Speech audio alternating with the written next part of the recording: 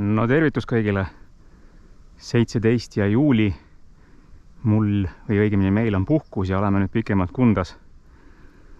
Ja aeg oli esimeseks kalalkäiguks oma põhikohta. Tegelikult puhtalt selleks, et olukorraga tutvuda. Ja nagu näha, siis endiselt on kõik vee all. Õite natuke on veetase alanenud, aga mitte oluliselt. Panin täna juba ennetavad pikad kulmikud jalga, et üldse kalda äärde saada. Vesi on praegu sinna taha kaldani välja, nii et kui tavaliselt mul on kott ja tekk on siin maas, siis unusta ära. Praegu on kott seal taga kõrgema kalda serva peal. Vesi on endiselt hästi tume, vool on kiire ja ega ma suurt lootust siit praegu kalale ei pane, aga näis. Ühe põhjaka panin juba sisse. Vaatame, kas ahven on kohale jõudnud või mitte. Loobin natukene lanti ka ja näis, mis olukord on. Aga puhkusest rääkida, siis mõtteid on igasuguseid. Iseasi, kas need teoks saavad. Tahaks jälle paadi keldrist välja tuua. Kindlasti karjääri peal käia paadiga ja üks Lääne-Virumaa järv on veel välja valitud. Vaatame, kas sinna ligi saab ja kas sinna paadiga peale saab. Aga veetase on siin praegu selline, et põhjaka panin oma tavalise spinningu toe otsa, praegu toika otsa. See vibutab vast piisavalt, kui ahven võtab, siis vast ikka paneb kellukese tilisema. Ja tuleb veel muud nõksud välja mõelda, kuhu ridat toetada ja põhjakat ja jätkan ikka oma räime eksperimenti ka, ehk siis elussööda õnge otsa läheb külmutatud räim.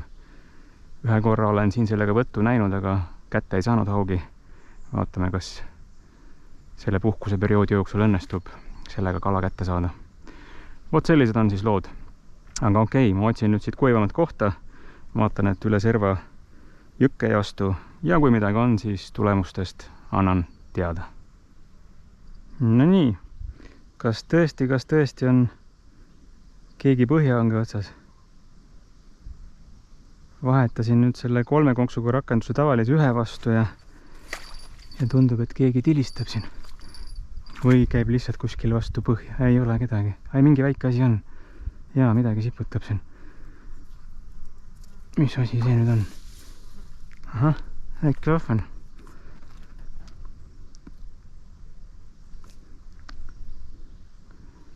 Nii, siis tähendab, et ahven on ikka jões, aga väike selline. See on paras panna nüüd räime asemele haugile elussöödaks. Okei, see tähendab, midagi siin ikka liigub, aga väga kesiselt. Nii, aga nüüd ma mõtlen, kas ma panen selle räime asemele, läheb sumpa mingiks ajaks ja siis haugile või vaatame, mis edasi üldse teeb. Täna on kuidagi niisugune jõnkadi see kalapüük. 2 viimati Hiinast tellitud põhjaõnge rakendust on juba sõlme läinud ja katki. Mingid praagid olid vist, nii et aga okei, ma mõtlen ja vaatame edasi. Nii, nüüd vist on mingi ahvenaparv siin liikvel. Põhjaõnge andis jälle märku, et keegi võiks nagu proovida. Aga kuna vool on nii kiire, siis ei ole 100% kindel ka. Siputa veel üks kord. Panin ühe tina veel raskuseks, sest vool on nii kiire, et viib tavalise 75 ka minema. Noh, siputa veel üks kord.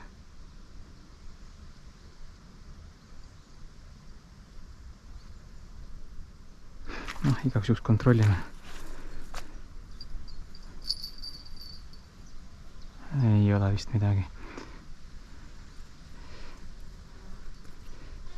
Ikkagi on jälle. No võt siis.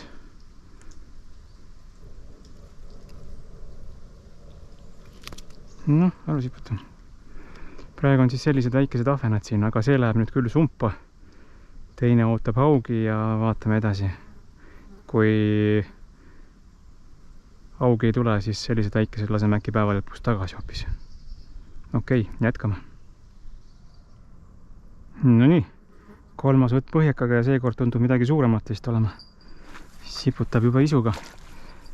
Vaatame. Ja on tõmmates tunduvalt suurem. Ja isegi täitsa normaalne.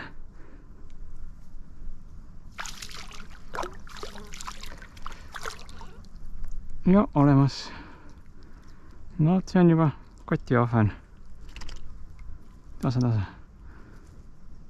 Selline siis. Aga jälle konks on sügaval. Vaatame, kas saame kätte. Läheb sumpa nii või naa. Elussöötõngega siis selline lugu, et esimene ahven jäi mul rohtu kinni ja sai konksu otsast minema.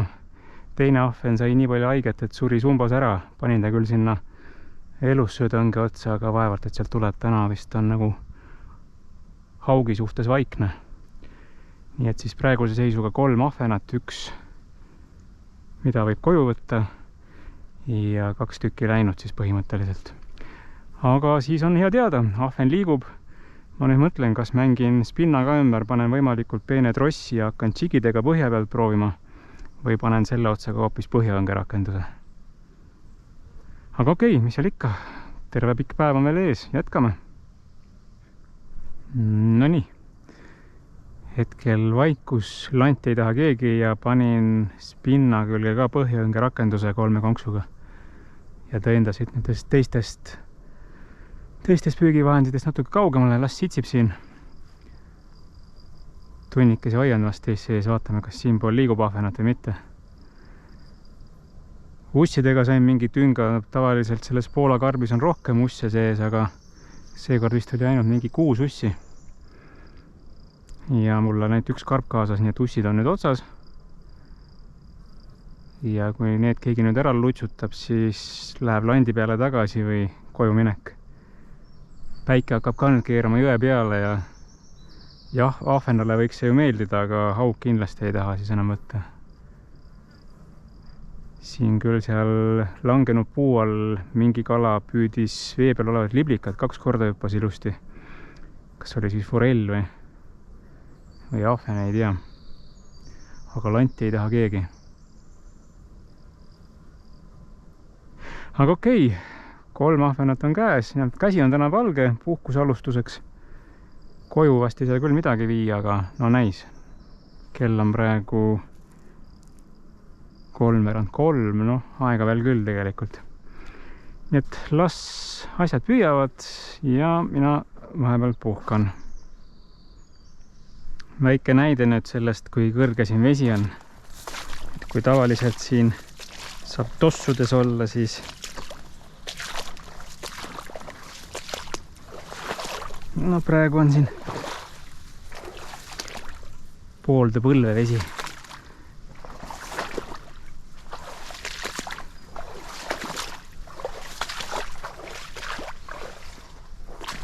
Samamoodi siin igal pool.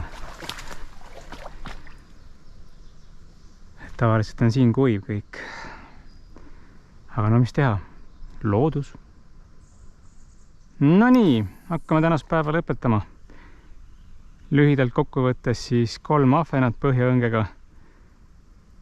Ühe oleks võinud isegi koju tuua suuruse poolest, aga läks tagasi. Oli sumbas kuni lõpuni. Ja 2 väiksemaga proovisin haugi saada, aga ei õnnestunud, ei tahtnud haug. Ei tea, kas on nüüd asi selles, et vesi kõrge ja tume ja vool tugev ja kiire. Aga ei ole jah, kalaga on suht kesine lugu siin. Aga ega ma alla ei anna. Kindlasti tulen siia puhkuse ajal veel tagasi. Aga selge. Aitäh, et vaatasid. Pane like ja subscribe, kui viitsid. Ah ja muidugi. Suur tänu kõikidele viimastele tellijatele. Mul sai kanalil 500 tellijat täis. Kui kunagi siin unistasin 100, siis noh, nüüd on 500. Hakkame nüüd siis 1000-st unistama. Ma ei tea küll, kuhu ma pean kalale minema ja mis sisu tootma, et see 1000 ükskord täis tuleks. Aga noh, vaatame, mis saab. Selge, ma ei tea nüüd, mis mu järgmine puhkusekäik on ja kuhu. kas tulen jälle siia või proovin karjääris Linaskit või lähen seda uut järve avastama. Mingit konkreetset plaani ei ole, puhkus on puhkus, võtan nii, kuidas tuju ja ilmad on ja näis, mis saab. Vot nii, aga selge, tule ikka tagasi, näeme järgmine kord ja tšau!